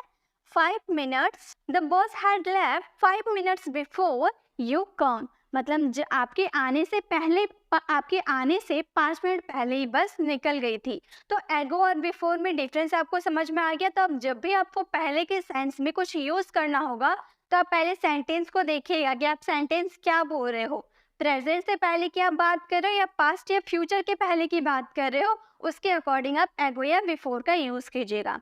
आई होप आपको एगो और बिफोर में कंफ्यूजन दूर हो गई होगी। अब ये बिफोर है ना, बिफोर का यूज हम और एक कंडीशन में करते हैं, जब हम कोई चीज़ सामने की बात बोलते हैं ना कि वह आपके सामने खड़ा है या फिर मैं आपके सामने कुछ बोलने की हिम्मत नहीं कर सकता हूँ, तो सामने की बात बोलेंगे तो वहाँ पे हम बिफोर का यूज़ कर सकते हैं। जैसे कि अगर आपको बोलना हो वह आपके सामने खड़ा है, वह आपके सामने खड़ा है, तो आप यहाँ पर हो, आपके सामने, मान लो आप यहाँ पर हो और आपके ठीक सामने दूसरा व्यक्ति खड़ा है, तो आप उस सिचुएशन में बोलोगे he is standing before you, वह आपके सामने खड़ा है, he is standing before you. या फिर सामने के लिए हम इन फ्रंट ऑफ का भी यूज करते हैं, हम बोल सकते हैं he is standing in front of you. तो आप जब भी अगर आपको सामने के सेंस में यूज करना होगा तो बिफोर का भी यूज कर सकते हो, इन फ्रंट ऑफ का भी यूज कर सकते हो। नेक्स्ट अगर हम और एग्जाम्पल लें, जैसे अगर आपको बोलना हो मैं आपके सामने बोलने की हिम्मत नहीं कर सकती, मैं आपके सामने बोलने की हिम्मत नहीं कर सकती, I can't dare to speak before you, या फिर I can't dare to speak in front of you. इस तरह से भी हम बिफोर या इन फ्रंट ऑफ का यूज कर सकते हैं। चलिए ये तो क्लियर हो गए, अब आगे हम देखते हैं। नेक्स्ट हमारा प्रपोजिशन है आफ्टर। दोनों साइड आफ्टर है लेकिन दोनों अलग सिचुएशन में यूज होगा। ये आफ्टर का मतलब हो गया बाद, जब आप किसी चीज के बाद बोलोगे, जैसे 5 साल बाद, आफ्टर 5 ईयर्स, 5 दिन बाद, आफ्टर 5 डेज, इस तरह से बाद का यूज करेंगे। और ये आफ्टर का मतलब हो गया पीछे पड़ना। पुलिस चोर के पीछे पड़ गई, वह लड़का मेरे पीछे पड़ गया, वह लड़का मेरे पीछे पड़ गया, तो पीछे पड़ना के सेंस में भी हम आफ्टर का यूज करते हैं। अगर आपको बोलना हो वो 5 दिन बाद दिल्ली जाएगा, अभी वो गया नहीं है, कब जाएगा, 5 दिन बाद जाएगा, तो बाद की बात बोल रहे यानी कि आफ्टर का यूज करेंगे। हमारा सेंटेंस फ्यूचर का है तो फ्यूचर के लिए हम विल का यूज करते हैं। हम बोलेंगे he will go to Delhi, वो दिल्ली जाएगा, यानी कि he will go to Delhi कब, आफ्टर 5 डेज, यानी कि 5 साल बाद, आफ्टर 5 डेज। नेक्स्ट है पुलिस चोर के पीछे पड़ी हुई थी, तो पीछे पड़ना के सेंस में भी हम आफ्टर का यूज करेंगे। तो हमारा सेंटेंस क्या बनेगा, the police had been after the thief, जो पुलिस थी वो चोर के पीछे पड़ी हुई थी। इसी तरह से अगर आपको बोलना हो कि वह रविवार के बाद दिल्ली जाएगा, तो आप बोल सकते हो he will go to Delhi after Sunday. तो आप कोई सा भी यूज कर सकते हो। बाद के सेंस में आपको आफ्टर का ही यूज करना है और पीछे पड़ने के सेंस में भी आपको आफ्टर का यूज करना है। चलिए नेक्स्ट प्रपोजिशन देखते हैं। नेक्स्ट हमारा प्रपोजिशन है except and beside. Except and beside का मतलब क्या होता है, एक्सेप्ट का मतलब होता है छोड़कर, ठीक है, एक्सेप्ट का मतलब होता है छोड़कर, और बिसाइड का मतलब होता है अतिरिक्त, ठीक है, बिसाइड का मतलब होता है अतिरिक्त। मैं एग्जांपल के थ्रू समझाऊंगी कि इसका यूज इंग्लिश के सेंटेंसेस में कैसे किया जाता है, क्योंकि हम हिंदी से नहीं, हम इंग्लिश से समझेंगे कि किसका यूज कहाँ किया जाता है। देखिए एग्जाम्पल है हमारे, ये कपड़े मुझे पसंद नहीं है, इसके अलावा और क्या कोई विकल्प है। देखिए यहाँ आप ड्रेस, ये आप हो, आप ड्रेस खरीदने गए हो, आपको ये ड्रेस पसंद नहीं आया, तो आपने इनसे कहा कि ये कपड़ा मुझे पसंद नहीं है, इसके अलावा कोई दूसरा विकल्प है, मतलब इस कपड़े को छोड़कर। यही बात हम कहना चाहते हैं कि ये कपड़ा मुझे पसंद नहीं है, ये कपड़े को छोड़कर क्या कोई दूसरा विकल्प है, कोई दूसरा ऑप्शन है, ये आप बोलना चाहते हो। तो छोड़कर के सेंस में आपको एक्सेप्ट का यूज करना है। लेकिन बिसाइड में क्या है, देखिए ये कपड़ा भी अच्छा है, इसके अलावा और क्या विकल्प है, मतलब ये जो कपड़ा आपने, दो कपड़ा आपने देखा, ये दोनों कपड़ा आपको पसंद आ गया, ठीक है, तो आपने इसे कहा कि ये भी कपड़ा अच्छा है, क्या इसके अलावा कोई और विकल्प है, मतलब इन दोनों के अतिरिक्त, ये दोनों तो अच्छे हैं ही, साथ में क्या और कोई दूसरा विकल्प है, आप ये कहना चाहते हो। एक्सेप्ट में आपने छोड़कर कहा और इसमें आप लेकर बोल रहे हो कि ये कपड़ा तो अच्छा है, तो और कोई दूसरा विकल्प है, मतलब ये दोनों कपड़ा को लेकर दूसरा कोई विकल्प है, ऐसा आप कहना चाहते हो, ठीक है। तो इसमें हम बिसाइड का यूज करेंगे। हमारा सेंटेंस क्या बनेगा, ये कपड़ा मुझे पसंद नहीं है, इसके लिए हम बोलेंगे I don't like this dress, इसके अलावा और क्या कोई विकल्प है, तो बोलेंगे what are the other options except this. I don't like this dress, what are the other options except this, मतलब ये कपड़ा मुझे पसंद नहीं है, इसके अलावा या फिर इसको छोड़कर क्या कोई दूसरा विकल्प है, कोई दूसरा ऑप्शन है। तो एक्सेप्ट का यूज हम कब करेंगे, आपको समझ में आ गया। ये खिलौने मुझे पसंद नहीं है, क्या इसको छोड़कर कोई दूसरा विकल्प है, तो आप बोल सकते हो I don't like this toy, what are the other option except this, इसके अलावा कोई दूसरा विकल्प है, इस तरह से आप इसका यूज कर सकते हैं एक्सेप्ट का। बिसाइड में क्या है, ये कपड़ा भी अच्छा है, इस सेंटेंस के लिए आप बनाओगे this dress is also nice, this dress is also nice but what are the other options beside this, ये कपड़ा भी अच्छा है, इसके अलावा क्या कोई दूसरा विकल्प है। मतलब ये कपड़ा तो आपको ठीक लग रहा है, ये आप साइड कर दो, इसके अतिरिक्त, इसको लेकर कोई दूसरा विकल्प है, आप ये कहना चाहते हो, ठीक है। तो इसमें आप छोड़कर आप बात कर रहे थे और इसमें लेकर आप बात कर रहे हो, ठीक है। नेक्स्ट हमारा प्रपोजिशन है इनटू एंड इन, बहुत ही कॉमन है बट बहुत ही ज़्यादा स्टूडेंट मिस्टेक करते हैं इनके यूजेस में। इनटू का मतलब भी होता है मैं, ये भी मैं के सेंस में यूज होता है, और मे इन का भी मतलब होता है मैं, ये भी मे के सेंस में यूज होता है, लेकिन कहाँ यूज करें। इनटू का मतलब भी मैं और इन का मतलब भी मैं, जैसे कि चाय को कप में डालो और यहाँ पर कप में चाय है, कप में चाय है, तो दोनों का यूज कैसे करेंगे। तो गाइस देखिए, यहाँ पे आप चाय डाल रहे हैं तो चाय जो है अभी मोशन में कप में जा रहा ना, ये अभी चाय जो है मोशन में अंदर जा रहा है, कप के अंदर जा रहा है। तो कोई चीज मोशन में अभी जा रहा है, उस सिचुएशन में इनटू का यूज करेंगे। और इसमें क्या था, कप में चाय है, ऑलरेडी कप में चाय है, यहाँ पर कोई मोशन में अंदर नहीं जा रहा है, चाय ऑलरेडी पहले से इसमें रखा हुआ है, तो इस सिचुएशन में हम इनका यूज करेंगे, ठीक है। दोनों में क्या डिफरेंस आपको समझ में आ गया।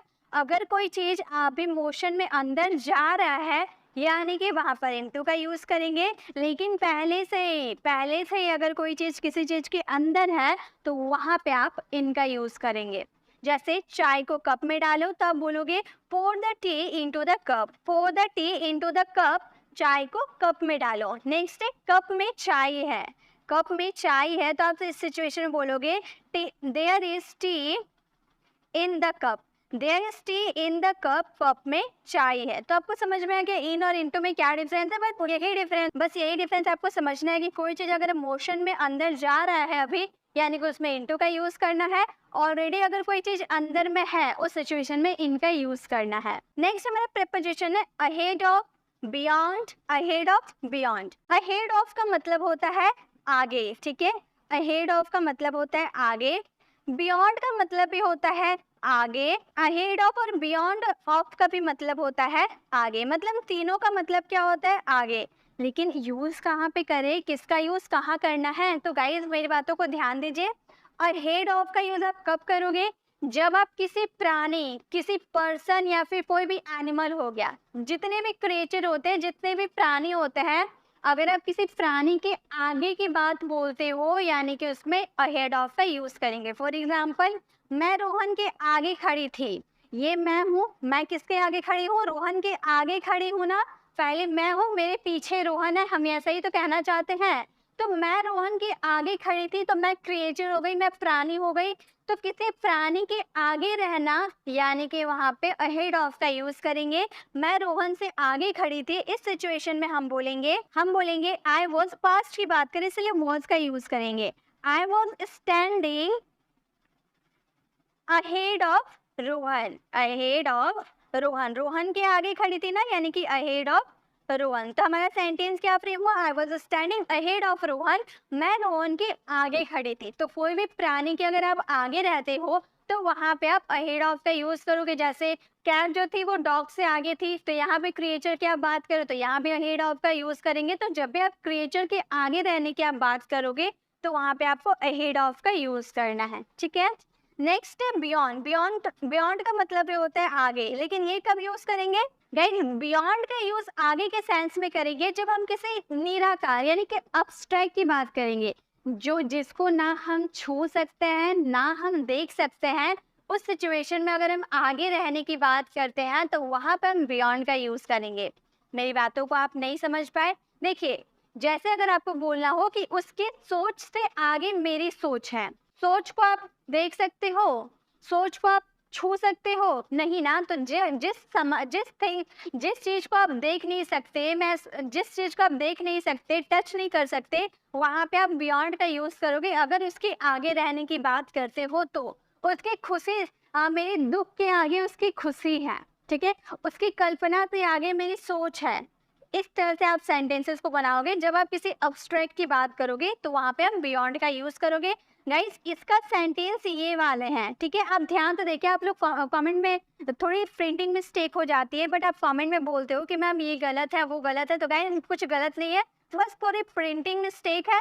यहाँ पे बियॉन्ड का एग्जाम्पल ये है, आप ध्यान दीजिए, बियॉन्ड का एग्जाम्पल ये है, और अहेड ऑफ और बियॉन्ड ऑफ का एग्जाम्पल ये है, ठीक है। मैं आपको अच्छे से समझा दे रही हूँ, आपको कमेंट में ऐसे कुछ बातें नहीं लिखनी है कि ये गलत है, मैं सही बता रही हूँ। जैसे बियॉन्ड का यूज आप करोगे, ये मेरे सोच से आगे है, तो आप सोच की बात कर रहे हो, सोच को ना आप देख सकते हो ना टच कर सकते हो, यानी कि वो अब्स्ट्रैक्ट हो गया। अब्स्ट्रैक्ट में बियॉन्ड का यूज किया जाता है, तो ये मेरी सोच से बाहर है, तो आप इस सिचुएशन में बोलोगे this is beyond my think, ये मेरी सोच से आगे है, ठीक है। नेक्स्ट है अहेड ऑफ और बियॉन्ड का यूज हम कब कर सकते हैं, जब हम किसी थिंग्स या प्लेस की बात करेंगे और उससे आगे रहने की बात करेंगे। जैसे कि आप देख रहे होगे, यहाँ पर एक पेड़ है, पेड़ के आगे क्या है, घर है, तो पेड़ के आगे घर रहने की बात किए जा रहे हैं, तो ये कोई थिंग्स है, कोई वस्तु है, तो वस्तु हो या प्लेस हो, उसके आगे रहने की अगर आप बात करते हो तो वहाँ अहेड ऑफ और बियॉन्ड का यूज कर सकते हो, दोनों में से किसी एक का। तो वह पेड़ के आगे मेरा घर है, इस सेंटेंस को हम बनाओगे there is a house, ahead of का भी यूज कर सकते हो, बियॉन्ड का भी यूज कर सकते हो, ठीक है। आप दोनों में से किसी का भी यूज कर सकते हो। ट्री, तो हमारा सेंटेंस क्या फ्रेम हुआ, there is a house ahead of that tree, वो पेड़ के आगे घर है। तो इस तरह से आप अहेड ऑफ, बियॉन्ड ऑफ और अहेड ऑफ और बियॉन्ड का यूज कर सकते हो, ठीक है। चलिए नेक्स्ट देखते हैं।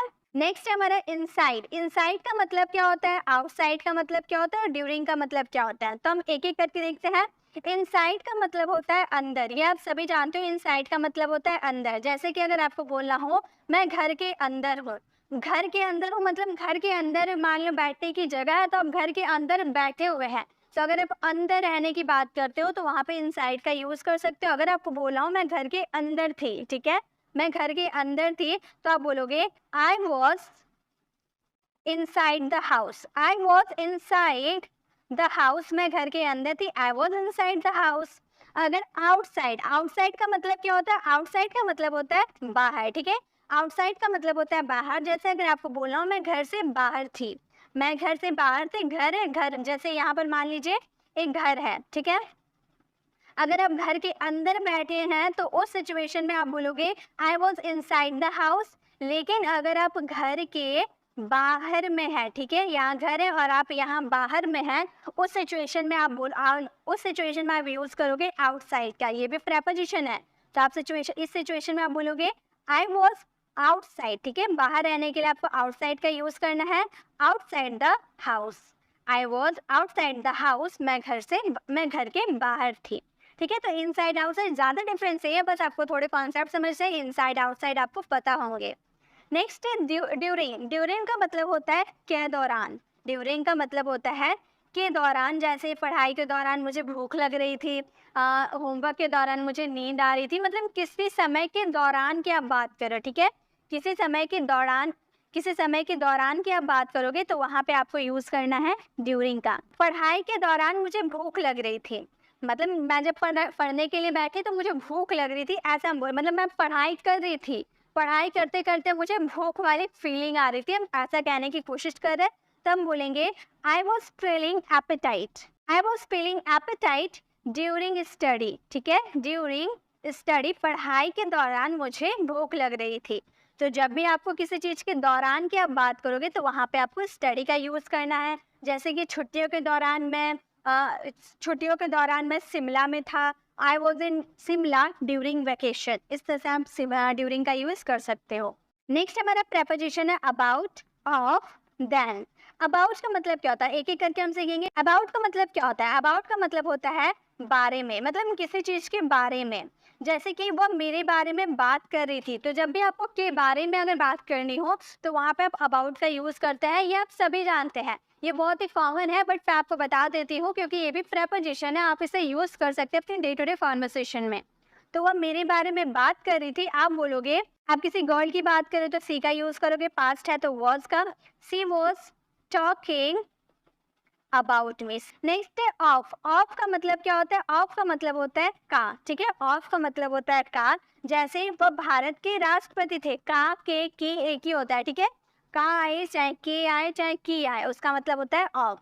वह भारत के राष्ट्रपति थे, तो हम बोलेंगे he is the president of India. He was the president of India, वो भारत के राष्ट्रपति थे। He is the president of India. या फिर अगर आपको बोलना हो वह मेरी बहन का लड़का है, तो आप बोल सकते हो he is the son of my sister. तो का के की के लिए आपको क्या यूज करना है? ऑफ का यूज करना है। नेक्स्ट है देन। देन का यूज हम करते हैं तुलना करने के लिए, ठीक है। देन का यूज करते हैं तुलना करने के लिए। जैसे कि अगर आपको बोलना हो मैं तुमसे बेहतर हूँ, मतलब तुमसे बेहतर हूँ, मैं तुलना में बता रही हूँ ना, तुलना करके बता रही हूँ कि मैं आपसे बेहतर हूँ, तो उस सिचुएशन में हम देन का यूज़ करेंगे। या फिर मेरे मार्क्स जो है आपसे ज़्यादा आए हैं, तो ये भी हम तुलना कर रहे हैं ना, मैं अपनी मार्क्स और आपकी मार्क्स की तुलना कर रही हूँ, तभी तो मैं बोल रही हूँ कि आपके मार्क्स से ज़्यादा मेरे मार्क्स आए हैं। या फिर वह मुझसे लंबा है, मतलब मेरी लंबाई और उसकी लंबाई में से वह हम मुझसे लंबा है। तो इस सिचुएशन में अगर आप तुलना करते हो तो वहाँ देन का यूज़ कर सकते हो। मैं तुमसे बेहतर हूँ, इस सिचुएशन में आप बोलोगे I am better than you. I am better than you, मैं तुमसे बेहतर हूँ, I am better than you. तो तुलना, जब आपको तुलना करना होगा तो वहाँ पे आप देन का यूज़ कर सकते हैं। नेक्स्ट है टू।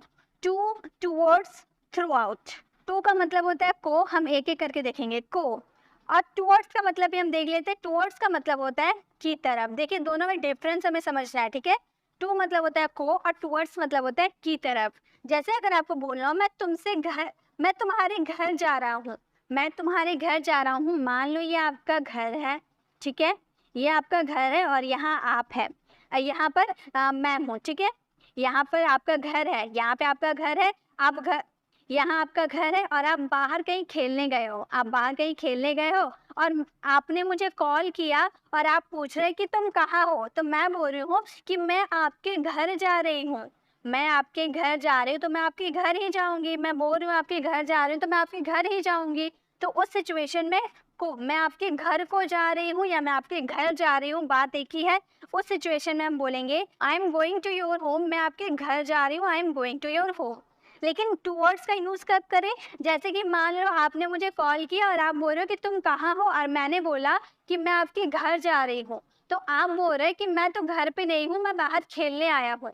तो अब मैं बोल रही हूँ कि मैं आपके घर तरफ जा रही हूँ, मैं आपके घर तरफ जा रही हूँ। अब मैं आपके घर नहीं जा रही, आप जहाँ खेल रहे हैं ना, मैं उस तरफ जा रही हूँ, तो आपके घर से होते हुए मैं जा रही हूँ। तो इस सिचुएशन में मैं तुम्हारे घर की तरफ जा रही हूँ, मैं तुम्हारे घर की तरफ जा रही हूँ, लेकिन मैं तुम्हारे घर नहीं जा रही हूँ। अगर मैं तुम्हारे घर जाऊंगी तो वहाँ टू का यूज करूंगी, लेकिन मैं अगर आपके घर की तरफ जा रही हूँ तो उस सिचुएशन में टूवर्ड्स का यूज करेंगे की तरफ के सेंस में। जैसे कि मैं तुम्हारे घर तरफ जा रहा हूँ, हम बोलेंगे आई एम गोइंग टूवर्ड्स, ठीक है। की तरफ के लिए आपको क्या यूज करना है? टूवर्ड्स का यूज करना है, योर होम।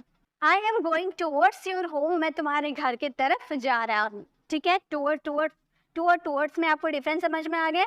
नेक्स्ट है थ्रू आउट। थ्रू आउट का मतलब होता है सारा समय, सारा दिन, पूरा समय, ऐसे सारा या पूरा के लिए अगर हम बोलते हैं उस समय थ्रू आउट का यूज़ करते हैं। फॉर एग्जाम्पल हमने सारा दिन पढ़ाई किया, उसने सारा समय फ़ोन में बात किया, वो सारा साल सिर्फ छुट्टियों में बिता दिया। तो सारा समय, सारा साल, पूरा साल, ऐसे सारा या पूरा के लिए आपको क्या यूज़ करना है? थ्रू आउट का यूज़ करना है। हमने सारा समय पढ़ाई किया, हम बोलेंगे वी स्टडीड। ये हमारा पास्ट इंडेफिनिट का सेंटेंस है, ये हमारा पास्ट इंडेफिनिट का सेंटेंस है, इसलिए सब्जेक्ट प्लस V2 का यूज़ किए। ही स्टडीड, सारा दिन यानी कि थ्रू आउट का यूज़ करेंगे, throughout the day, throughout the day, सारा मतलब पूरा day. We studied throughout the day, हमने सारा दिन या फिर पूरा दिन पढ़ाई किया, ठीक है। नेक्स्ट देखते हैं। नेक्स्ट प्रेपोजिशन है हमारे अराउंड। अराउंड का मतलब होता है चारों ओर, ठीक है। अराउंड का मतलब होता है चारों ओर। जैसे कि अगर आपको बोलना होता है सूर्य पृथ्वी के चारों ओर घूम रही है, वह मेरे चारों ओर घूम रहा है, तो चारों ओर घूमने को ही हम क्या बोलेंगे? अराउंड बोलेंगे, ठीक है। तो सूर्य पृथ्वी के चारों ओर घूम रहा है, इस सिचुएशन में आप बोलोगे the earth is revolving around the sun. Next, तो अराउंड के लिए आपको चारों ओर के लिए आपको अराउंड का यूज करना है। नेक्स्ट है विदाउट। विदाउट का मतलब होता है के बिना, ठीक है। विदाउट का मतलब होता है उसके बिना, मैं उसके बिना नहीं रह सकता, वो मेरे बिना नहीं रह सकता, हम पढ़ाई के बिना नहीं रह सकते, हम पानी के बिना नहीं रह सकते, यानी कि किसी के बिना। इस सिचुएशन में आपको विदाउट का यूज करना है। हम तुम्हारे बिना कुछ नहीं है, हम तुम्हारे बिना कुछ नहीं है, तो हम बोलेंगे we are nothing without you, we are nothing without you, हम तुम्हारे बिना कुछ नहीं है, we are nothing about without you. ठीक है गाइज, आई होप आपको वीडियो अच्छी लग रही है। प्लीज़ अच्छी लग रही है तो लाइक ज़रूर करें, क्योंकि आप लोगों के लाइक से हमें बहुत ही मोटिवेशन मिलती है ऐसे वीडियोस बनाने की। अब मैं आपसे बार बार बोल रही हूँ कि अगर आपको इसकी प्रैक्टिस क्लास चाहिए तो आप कमेंट बॉक्स में ज़रूर बोलिएगा, मैं इसकी प्रैक्टिस क्लास भी ज़रूर लाऊंगी, जिसमें आपको बहुत सारे सेंटेंसेस भी मिलेंगे और साथ में एक्सरसाइज, और साथ में कुछ एक्सरसाइज भी मिलेंगे जो आपको घर में सॉल्व करने को रहेंगे। ठीक है, नेक्स्ट हमारा प्रेपोजिशन है विद इन। विद इन का मतलब होता है के अंदर, के अंदर। जैसे कि आप बोलते हो ना, मैं 5 मिनट के अंदर घर पहुंच जाऊंगा, 5 मिनट के अंदर मतलब 5 मिनट होते होते मैं घर के अंदर पहुंच जाऊंगा, वो 10 मिनट में अपना काम पूरा कर देगा, यानी कि 10 मिनट के अंदर वो अपना पूरा काम कंप्लीट कर देगा। हम 5 साल में ये किताब को छाप देंगे, तो 5 साल के अंदर बोल रहे, यानी कि किसी समय के अंदर आप कोई काम करते हैं, उस सिचुएशन में आपको विद इन का यूज करना है। याद रखिएगा, किसी कप के अंदर या फिर बुक के अंदर की बात नहीं कर रहा है, किसी समय के अंदर की बात कर रहे हैं। ठीक है, टाइम के अंदर की आप बात कर रहे हो, उस सिचुएशन में आपको विद इन का यूज करना है। जैसे खेल 5 मिनट के अंदर खत्म हो जाएगा। जो आप खेल खेल रहे हो, मान लो आप क्रिकेट का खेल खेल रहे हो, काफी समय से चल रहा है, अब सबको उम्मीद है कि 5 मिनट के अंदर खेल खत्म हो जाएगा, तो आप बोल रहे हो कि खेल 5 मिनट के अंदर खत्म हो जाएगा, तो आप बोलोगे game over with in 5 minutes, game over with in 5 minutes. खेल 5 मिनट के अंदर खत्म हो जाएगा, game over with in 5 minute. तो किसी समय के अंदर की आप बात करते हो तो वहां पर आपको विद इन का यूज करना है। आई होप आपको ये तीनों प्रेपोजिशन समझ में आ गए। चलिए नेक्स्ट देखते हैं। नेक्स्ट हमारा प्रेपोजिशन है नेक्स्ट टू, बिसाइड्स, बाय। तीनों का मतलब एक ही होता है। ठीक है, नेक्स्ट टू, बिसाइड या फिर बाय, ये तीनों का मतलब होता है बगल में। ये तीनों का मतलब क्या होता है? बगल में। अगर आप बगल की बात करते हो तो वहाँ पे आपको नेक्स्ट टू, बिसाइड या बाय का यूज़ करना है। जैसे वह मेरे बगल में खड़ा था, वह मेरे बगल में बैठी थी, वह मेरे बगल में सोया था, वह मेरे बगल में पढ़ रहा था। तो बगल में अगर आपकी कोई चीज़ रहती है, वस्तु हो या फिर कोई इंसान हो, वहाँ पे आपको नेक्स्ट टू, बिसाइड्स या बाय, तीनों में से किसी का भी यूज़ कर सकते हो। ठीक है, जैसे वह मेरे बगल में बैठी थी, कोई क्रिएचर है, प्राणी है, वो मेरे बगल में बैठी थी, ऐसा हम बोल रहे हैं। तो हम क्या बोलेंगे? सी वॉज सिटिंग, बैठना, यानी कि सिट में आईएनजी लगा देंगे, सिटिंग हो जाएगा। Sitting next to me, she was sitting next to me, वो मेरे बगल में बैठी थी, she was sitting next to me. या फिर आप बोल सकते हो she was sitting beside me, या फिर she was sitting by me. ठीक है, इस तरह से आप यूज कर सकते हो नेक्स्ट टू, बिसाइड या फिर बाय का बगल में के सेंस में। नेक्स्ट है अगेंस्ट। अगेंस्ट का मतलब होता है के खिलाफ। ठीक है, अगेंस्ट का मतलब होता है के खिलाफ या के विरुद्ध। जैसे मैं आपके खिलाफ हूँ, वह मेरे खिलाफ है, वह मेरे सोच के खिलाफ है, मैं इस समाज के खिलाफ हूँ। तो किसी के विरुद्ध होना है, किसी के खिलाफ होना, यानी कि अगेंस्ट होना। ठीक है, ये आप जानते होंगे, ये वर्ड में भी हम बहुत ज़्यादा यूज़ करते हैं। जैसे मैं आपके खिलाफ हूँ, इस सेंटेंस में आप बोल सकते हो I am against you, I am against you, मैं आपके खिलाफ हूँ, आई एम अगेंस्ट यू। या फिर रोहन मेरे खिलाफ है, Rohan is against me. Sita मेरे खिलाफ है, सीता इज अगेंस्ट मी। इस तरह से आप सेंटेंस का यूज़ कर सकते हो अगेंस्ट का यूज़ करके। नेक्स्ट है ऑपोजिट। ऑपोजिट का मतलब आप समझ जाते हो, ऑपोजिट का मतलब होता है विपरीत। ऑपोजिट का मतलब होता है विपरीत या सामने में। सामने में के लिए भी हम क्या यूज करते हैं? ऑपोजिट का यूज करते हैं। ठीक है, सामने में जैसे कि यहाँ मान लो आपका घर है, तो इसके विपरीत रोहन का घर है। या फिर आप बोल सकते हो यहाँ मेरा घर है, मेरे घर के सामने रोहन का घर है। तो सामने या विपरीत दोनों तो एक ही हुआ, यानी कि ऑपोजिट का यूज करेंगे। फॉर एग्जाम्पल, मेरा ऑफिस उसके घर के विपरीत है। मान लो ये आपका ऑफिस है, ठीक है, ये आपका ऑफिस है और ये आपका क्या है? घर है। ये उसका घर है, ये आपका ऑफिस है, तो आपके ऑफिस के विपरीत उसका घर है। या फिर आपके ऑफिस के सामने उसका घर है, तो सामने बोलो या विपरीत बोलो, बात तो एक ही है, होगा तो अपोजिट ही। तो हम सेंटेंस को बनाएंगे, my office is opposite to his house. My office is opposite to his house, मेरे ऑफिस उसके घर के विपरीत है या फिर उसके घर के सामने है। तो इस तरह से आप अपोजिट का यूज कर सकते हो विपरीत या सामने के सेंस में, ठीक है। चलिए नेक्स्ट प्रेपोजिशन को कवर करते हैं। नेक्स्ट हमारा प्रेपोजिशन है अक्रॉस, अहेड ऑफ, बिहाइंड। आप बोलोगे अहेड ऑफ तो हम लोगों ने सीख लिया, गाइस एक ही यूजेस नहीं होते प्रेपोजिशन के, बहुत सारे यूजेस होते हैं, सभी यूजेस को सीखना जरूरी है। अक्रॉस का मतलब क्या होता है? अक्रॉस का मतलब होता है पार, किसी चीज के पार, ठीक है, किसी चीज के पार। जैसे कि नदी के उस पार एक घर है, मान लो ये नदी है और इस पार आप खड़े हैं और नदी के उस पार क्या है, एक घर है। तो इस पार से उस पार आप जाओगे, नदी से ही तो जाओगे, नदी से होते हुए यहाँ पर एक आपका बोट मिल जाएगा, आप बोट पे बैठोगे और इस पार से उस पार जाओगे। तो इस पार से उस पार जाना को ही अक्रॉस बोलते हैं, ठीक है, इस पार से उस पार जाने को ही हम अक्रॉस बोलते हैं। अब आप बोलोगे कि मैम आपने तो बताया था स्टार्टिंग में कि इस पार से उस पार जाने को हम थ्रू बोलते हैं, थ्रू का यूज भी तो करते हैं इस पार से उस पार जाने के लिए। तो गाइस बिल्कुल सही, थ्रू का ऑपोजिट ही अक्रॉस है।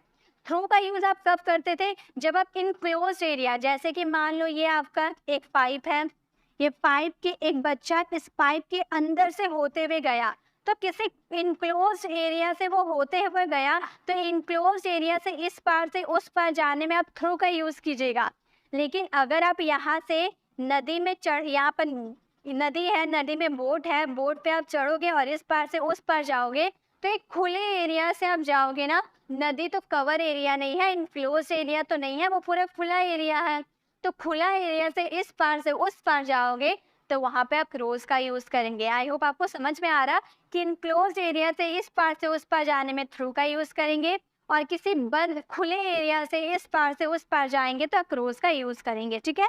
नदी के उस पार एक घर है, इस सिचुएशन में आप बोलोगे there is a house across the river, there is a house across the river. Next है अहेड ऑफ।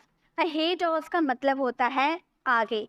ये तो हम लोगों ने अभी देखा था ना, आगे के सेंस में हम लोगों ने अहेड ऑफ का यूज किया था कि कोई क्रिएचर से, कोई प्राणी से आगे रहने की बात करेंगे तो अहेड ऑफ का यूज करेंगे। बिल्कुल करेक्ट, वही यूज है। मेरे आगे कोई नहीं खड़ा था, मेरे आगे कोई नहीं खड़ा था, तो इस सेंटेंस को बनाएंगे no one is standing ahead of me, ahead of me, no one is standing ahead of me, मेरे आगे कोई नहीं खड़ा था, ठीक है। अब बिहाइंड का यूज करेंगे पीछे। देखिए मैंने अहेड ऑफ दोबारा इसीलिए बताया ताकि आप इन दोनों में डिफरेंस समझ पाओ। आगे के लिए आपको अहेड ऑफ का यूज करना है और पीछे के लिए आपको बिहाइंड का यूज करना है। मतलब आप कोई क्रिएचर के पीछे हैं, यानी कि वहाँ पे आपको बिहाइंड का यूज करना है। मेरे पीछे कोई नहीं खड़ा था, तो हम इस सेंटेंस को बनाएंगे no one is standing behind me, no one is standing behind me, मेरे पीछे कोई नहीं खड़ा था। तो जब आपको आगे बोलना हो कि मेरे आगे कोई नहीं खड़ा था, तो आप बोलोगे no one is standing ahead of me. अगर आपको बोला हो मेरे पीछे कोई नहीं खड़ा था, तो आप बोलोगे no one is standing behind me. तो आगे के लिए अहेड ऑफ, पीछे के लिए बिहाइंड।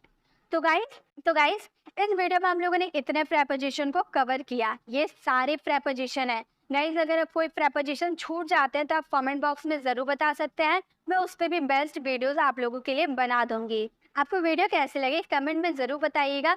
ये वीडियो बनाने में बहुत ही मेहनत लगी है, तो आप लाइक और शेयर कर दीजिए ताकि सभी स्टूडेंट को ऐसे वीडियोस मिल पाए और वे प्रेपोजिशन की डाउट को क्लियर कर पाए। गाइस फिर से मैं आपको बता दे रही हूँ कि अगर आपको इसके 2-3 सेंटेंसेस की प्रैक्टिस करनी है, साथ में होमवर्क भी बनाना है, तो आप कमेंट बॉक्स में ज़रूर बोलिएगा। मैं इसकी प्रैक्टिस क्लास भी आप लोगों के लिए जल्द से जल्द लाऊंगी। इससे पहले अगर आपने डे 28 वाले वीडियोस को विजिट नहीं किया तो आप लेफ्ट साइड क्लिक करके आप हमारे डे 28 वाले वीडियोस को विजिट कर लीजिए और राइट साइड क्लिक करके आप हमारे प्लेलिस्ट में जाकर जिस टॉपिक वाली वीडियोस को आपको विजिट करना है वो टॉपिक वाली वीडियोस को विजिट कर सकते हैं। अगर आप हमारे चैनल पर नए हैं और आपको हमारी वीडियोस पसंद आ रही है तो आप हमारे चैनल को सब्सक्राइब कर दें। सब्सक्राइब कर आने वाले बेल आइकन को प्रेस करें, देन ऑल नोटिफिकेशन ज़रूर क्लिक करें ताकि जब भी मैं न्यू वीडियो अपलोड करूँगी आप तक नोटिफिकेशन मिलती रहेगी। मिलते हैं नेक्स्ट वीडियो में, तब तक के लिए कीप लर्निंग।